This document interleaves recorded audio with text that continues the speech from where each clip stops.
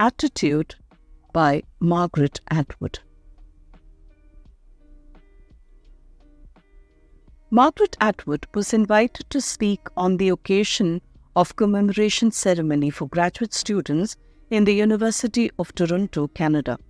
At the beginning of her address, she recalled the academic pressure that virtually proved to be backbreaking.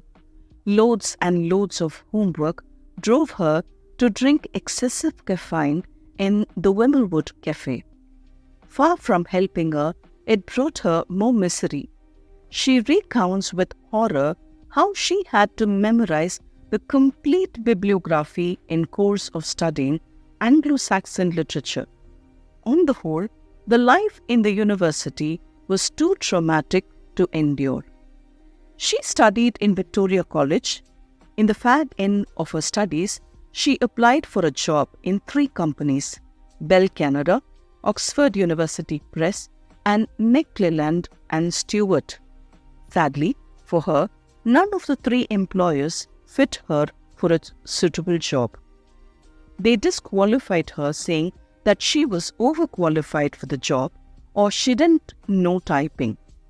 The failure to land a job made her dejected and despondent. Her self-confidence was shattered, and she began to feel symptoms of depression. But she realized that most novelists go through such agony before they write a stellar book, displaying some dry humor. She wonders why such a period of angst is a prerequisite for the writing profession and not for other professions like that of a dentist, geologist, or chartered accountant. Margaret Atwood finished her PhD. She was asked to be present for the convocation in which she was to be awarded the doctorate degree. That was an exhilarating moment. But after that, what could she do? There was no clue for the life after PhD. In dry humor, she says that the convocation day is in fact the ejection day. This is because the student had nothing to do in the campus and had to leave. She knew the reality. She was facing a large, uncertain, unsympathetic, and uncooperative world. She knew she couldn't change the world, but she could change herself to suit the world. She decided to try. She knew the predicament other students like her were facing. No job meant no peace and no happiness. The trauma robbed them of a sense of dignity and self-possession.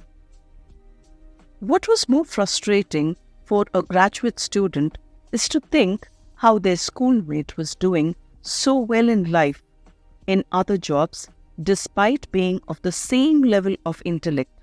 Such thoughts makes one feel more miserable. To escape such depressing thoughts, one could do jogging, nail biting, etc. Specialists call such activities as substitution activities. Having said all these, Margaret Atwood decides to change her track to something positive. Margaret Atwood recalls a dream she saw. In it, she finds herself on a boat that sways from side to side as it moves on. The author finds the situation very unsettling. She feels like vomiting, but has gravel handy with her. She gets up and toys with the idea of paraphrasing the works of Kurt Vonnegut. On one occasion, he had forewarned his students, saying that incredibly hard times were going to come. Saying this, he had walked off the stage. That was a typical American approach, boom and bust. On the other hand, Canadians are more resilient. They wouldn't rush to make a judgment during hard times. They would prefer to wait it out. After a while, she thought of choosing liberal education and its use in our lives as the theme of her speech. But she soon realized that liberal education was also a sterile subject. It never prepares the student to face post-campus life. Topics like Victorian thought and French Romanticism form part of the curriculum of liberal education. She wondered what could the relevance of such knowledge that are rooted in so distant a corner of history. Liberal education must deal with skills that are needed in our daily lives, she reasoned. Day-to-day problems such as how to cope with marital breakdown, getting more for your footwear dollar, dealing with stress, and how to keep your fingernails from breaking off by always filing them towards the center, etc., should be taught to students. Good-humoredly, she mentioned the Homemaker's magazine, which she said she reads. The topics of liberal education should look similar to the content page of this magazine. The boys could read magazines like Forbes, The Economist, etc. to augment their knowledge needed to boost their careers. Again, she becomes a little humorous and talks about the skill needed for selecting the best office suit.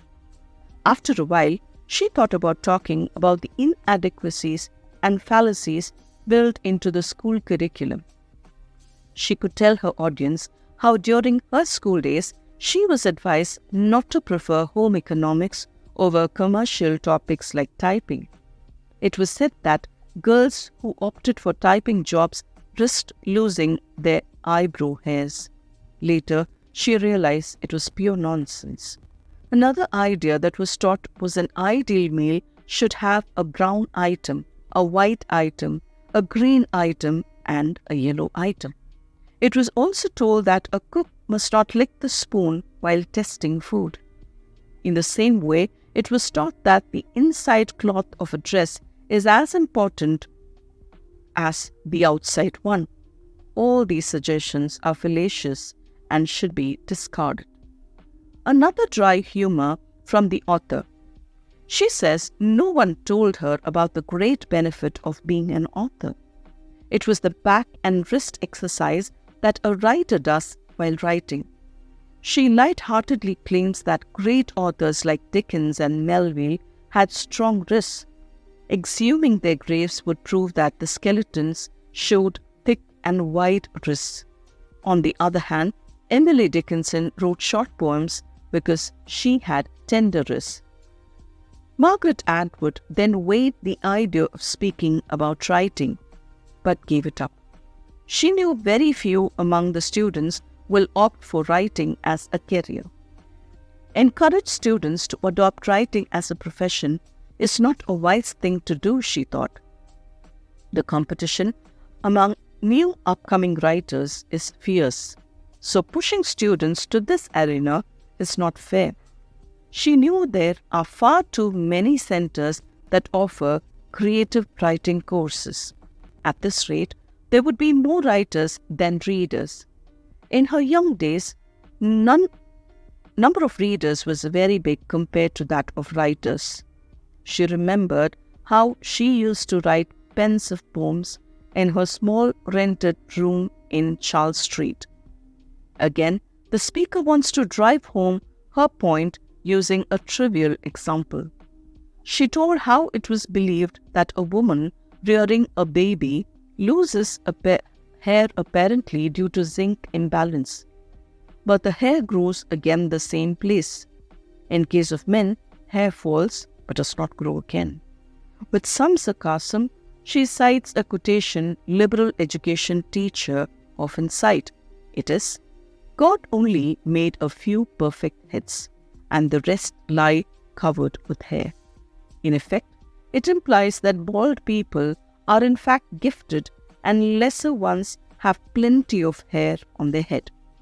Now, Margaret Atwood comes to the gist of her speech that sounds like a sermon.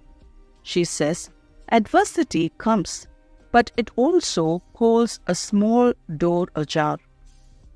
When the reality hits you very hard, let the doom not overwhelm you.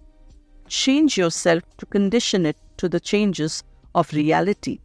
It may be a daunting task at the beginning, but you will soon find that the harsh reality does not gnaw at you anymore.